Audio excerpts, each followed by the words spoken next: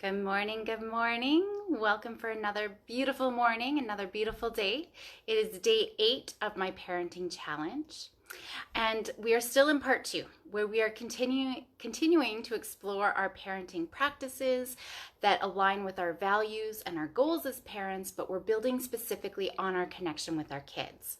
And we're building our mastery with listening and focusing more specifically today on validating our kids, validating their thoughts and their feelings. Validation is one of the most important parenting skills for you to master. It not only helps our kids know that we understand them and that we're accepting their perspective. It also shows kids that they're important to us and that we love them no matter what.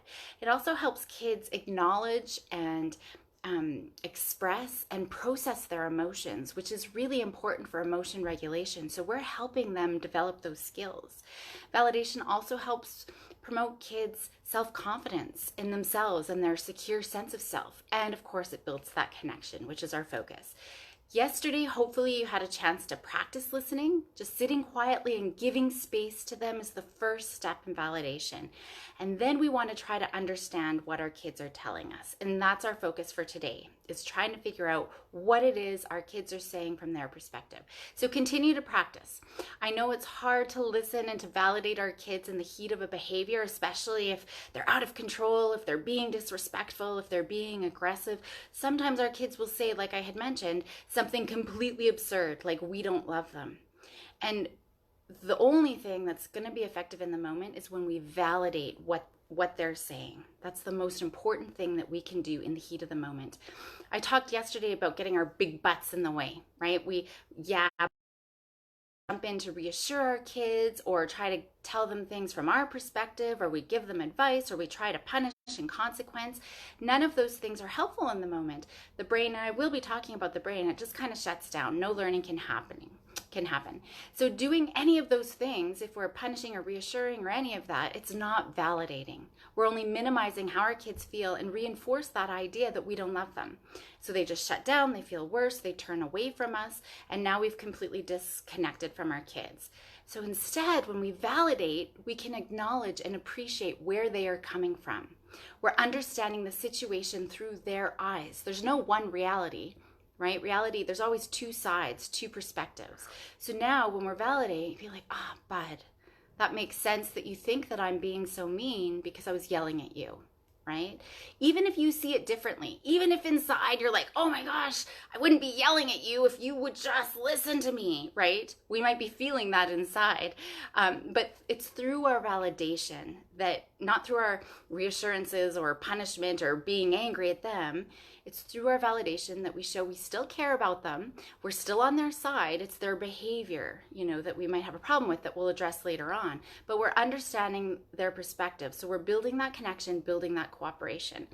Again, I know many of us, we struggle with validating in the moment. I keep talking about that because we don't want our kids to get away with that bad behavior. We need to teach them and correct them. But again, I can't say it enough. Learning does not happen in the moment. That comes later. And I will be addressing all of those things.